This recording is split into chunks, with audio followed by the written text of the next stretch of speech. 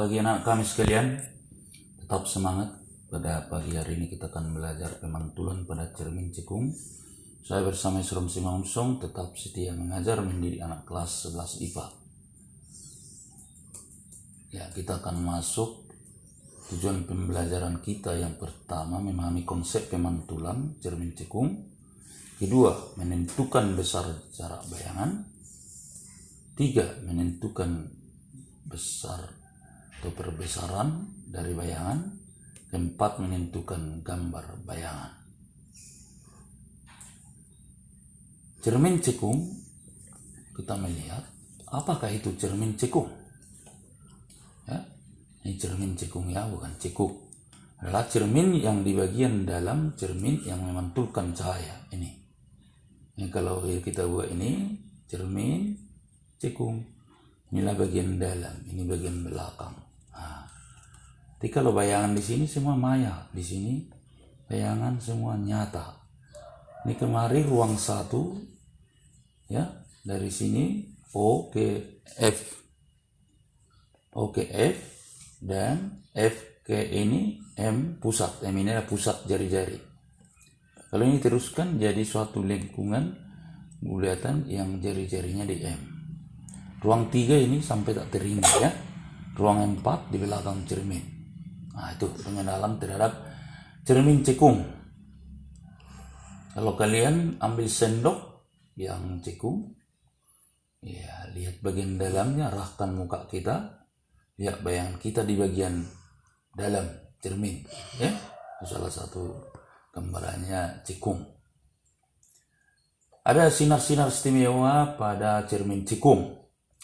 Yang pertama ini ya, sinar datang sejajar sumbu utama, ini sumbu utama, dipantulkan melalui fokus. Yang kedua, sinar datang melalui titik fokus, dipantulkan sejajar sumbu utama. Ketiga, sinar datang melalui pusat kelingkungan. Pusat tersebut dikembalikan dari titik pusat kelingkungan atau dipantulkan dari kelingkungan tersebut. Ya. Jadi ada 2 sinar nanti yang digunakan, sudah bisa menggambar bayangan pada cermin cekung. Menggambar bayangan, kita coba ini ada benda di ruang 2. Sesuai dengan tadi, sinar datang sejajar sumbu utama, ini dipantulkan melalui fokus. Nah. Kemudian sinar datang melalui fokus, ini dari ujung benda ya.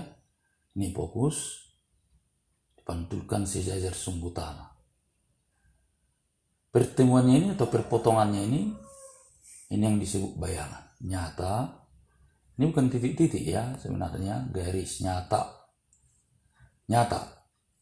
ya. Kalau titik-titik kan maya, nyata diperbesar, ya, terbalik di ruang 3.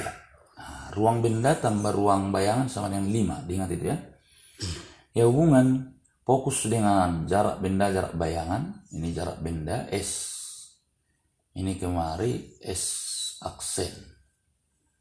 C per F sama dengan C per S tambah C per S aksen. Nah, ini satu aksennya ya, bukan 2. Per S aksen. Contoh soal, sebuah cermin cekung mempunyai jari-jari 40 cm. Kemudian sebuah benda berada pada jarak 30 cm. Di depan cermin, tentukanlah A jarak bayangan, B perbesaran, C gambar bayangan, D sifat-sifat bayangan.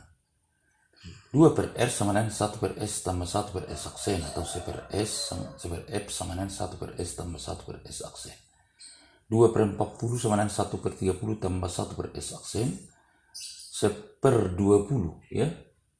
Ini C per S aksen pindah ke kiri sama dengan C per 20 ini kurang C per 30. C per S aksen sama dengan 60, S aksen sama dengan 60 cm. Perbesaran M sama dengan S aksen per S, 60 per 30 sama dengan 2 kali. Ya, rumus perbesaran M sama dengan S aksen per S atau M sama dengan H aksen per H, tinggi bayangan per tinggi benda, bisa juga. Ya, kita melihat sekarang gambar bayangan. Benda tadi fokus 20 cm, berarti benda di 30 pertengahan, fokus dengan jari-jari. Sinar datang sejajar sumbu utama dipantulkan melalui fokus.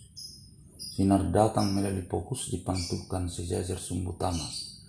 Karena bayangan berada di depan cermin, maka sifatnya adalah nyata ya. Nyata ini terbalik, diperbesar dan di ruang 3. Nyata terbalik, diperbesar di ruang 3.